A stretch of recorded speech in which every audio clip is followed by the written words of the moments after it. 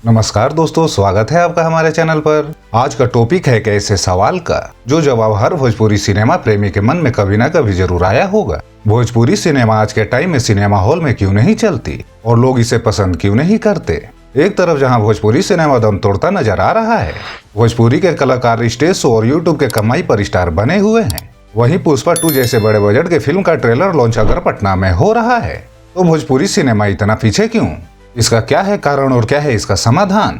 तो आइए इस इशू को डिटेल में समझने की कोशिश करते हैं। भोजपुरी सिनेमा का गोल्डन एरा। बात अगर शुरू करते हैं 60s और 70s से, तो उस वक्त भोजपुरी सिनेमा काफी डिग्निफाइड था।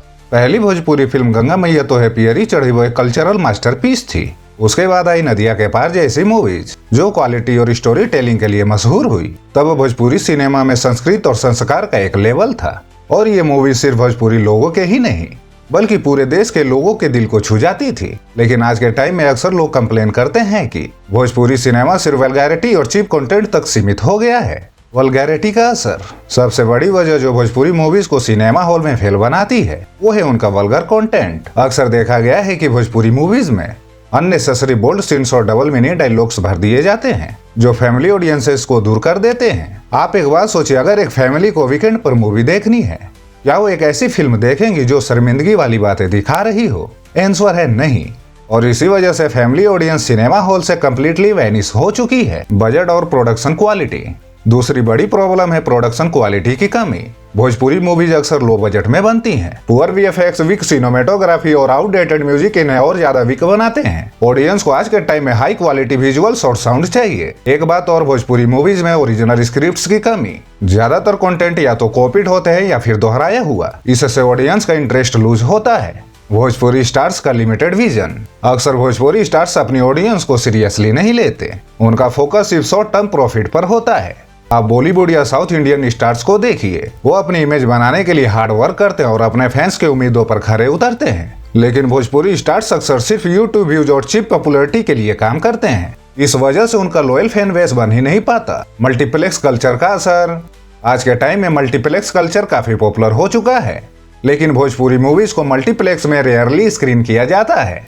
भोजपुरी मूवीज को अक्सर स्मॉल सिंगल स्क्रीन थिएटर्स तक लिमिटेड कर दिया जाता है, जहां पर ऑडियंस काफी सीमित होती है। मल्टीप्लेक्स ऑडियंस पसंद करती है क्लीन, इंटरटेनिंग और विजुअल अपीलिंग कंटेंट, और दुर्भाग्य से भोजपुरी सिनेमा इस बारे में फेल होता है। सोशल स्टिग्मा एक और बड़ी वजह है भोजपुरी सिनेमा के अगेंस्ट एक सोशल स्टिग्मा।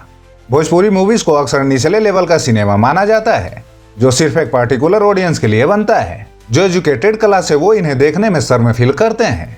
इससे भोजपुरी सिनेमा को एक और बड़ा झटका लगता है, क्योंकि एजुकेटेड और अर्बन ऑडियंस के बिना सिनेमा को मेन स्ट्रीम एक्सेप्टेंस नहीं मिलता। क्या है इसका समाधान? सबसे पहले जरूरी है कंटेंट क्वालिटी को इम्प्रूव करने की। मेकर को वल्गैरिटी और चीप थ्रिल्स छोड़कर मीनिंगफुल और फैमिली फ्रेंडली कंटेंट बनाना होगा। भोजपुरी कल्चर, ट्रेडिशन और वैल्यूज को हाईलाइट करने वाली स्टोरीज बनानी होगी। मेकर्स को अपने मूवीज मल्टीप्लेक्स थिएटर्स तक पहुंचानी होगी। एक बार अर्बन ऑडियंस तक रीच हुई तो भोजपुरी सिनेमा का लेवल ऑटोमेटिकली ऊपर आएगा। भोजपुरी स्टार्स को अपने फैन बेस को सीरियसली लेना होगा। अगर वो अपनी इमेज को इम्प्रूव करेंगे और मीनिंगफुल प्रोजेक्ट्स पर काम करेंगे तो ऑडियंस का ट्रस्ट वापस बनेगा। एक सोशल अवेयरनेस कैंपेन शुरू किया जा सकता है जिसमें लोगों को ये बताना होगा कि भोजपुरी सिनेमा वल्गैरिटी तक सीमित नहीं है। अगर मेकर्स इस डायरेक्शन में काम करें तो भोजपुरी मूवीज को एक नई रिस्पेक्ट मिल सकती है। आपको क्या लगता है? आपके सजेशंस क्या है? कमेंट्स में जरूर बताएं। आज के लिए बस इतना ही। अगर आपको ये वीडियो पसंद आई हो तो लाइक करें, शेयर करें और हमारे चैनल को सब्सक्राइब करना ना भूलें। मिलते हैं नेक्स्ट वीडियो में एक और नए टॉपिक के साथ। धन्यवाद। जय भोजपुरी, मैं भोजपुरी।